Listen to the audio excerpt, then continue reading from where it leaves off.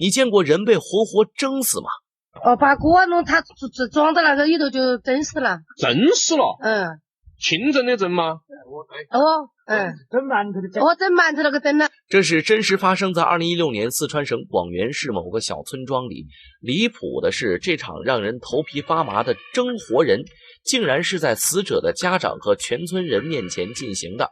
死者自己坐进了木桶里，盖上锅盖，加大火，大家就这么看他被活活蒸死。这背后到底有什么隐情呢？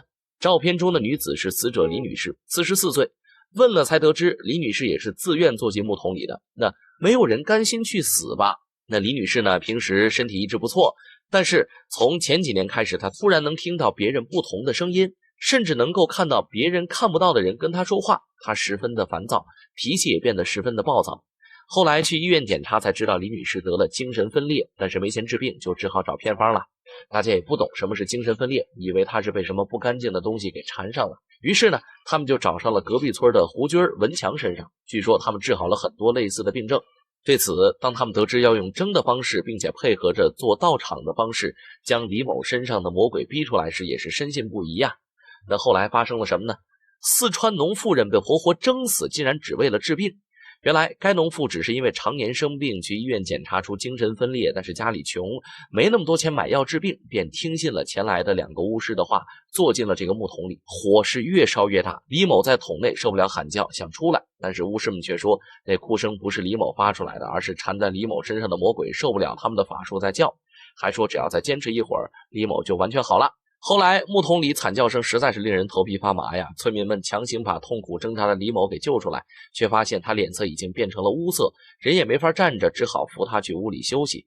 蒸了好久呢，大概蒸的可能有2个多小时，他们反正说话都不咋地闲，我看他今脸上嘴巴都在这住了，我就不行了。还有人喊了120，但是李某在被救出来不久后就失去了生命体征，赶来的医务人员抢救无效后死亡，而那2个巫师见此也脱了法袍，骑着摩托车就逃离了这里。后来当地的干部和警方第一时间赶到这里，并控制了涉嫌犯罪的2名巫师。丈夫和李某的家人也是后悔不已。有人说这是一家子太过封建迷信，所以才导致李某最终死亡。也有人说这2个巫师简直是故意杀人。对此你有什么看法呢？这封建迷信的危害有多大？圆房治病，13岁少女被迫跳楼。事情发生在2016年，坠楼少女是留守儿童，总是生病，奶奶就带着女孩去找八字先生李某来治病。当年的5月中旬，李某说要治这个病就得圆房，奶奶竟然就这么同意了。5月底，他带着孙女去李某家的后山上，后来女孩因此极度抑郁，想要以此来证明自己的清白，留下了4封遗书和2段录音遗言后，便从小区楼顶跳下。还不止这一件真实案例。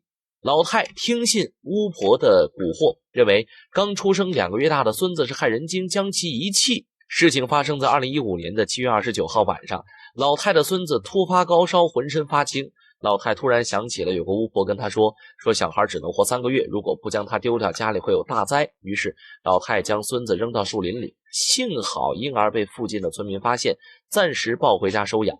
而老太也主动投案，因故意杀人罪被法院判处有期徒刑3年，缓刑5年。后来经过检查得知，这个小孩是唐氏综合症。对此你有什么想说的，又有什么独到的见解呢？欢迎留言与大家一起讨论。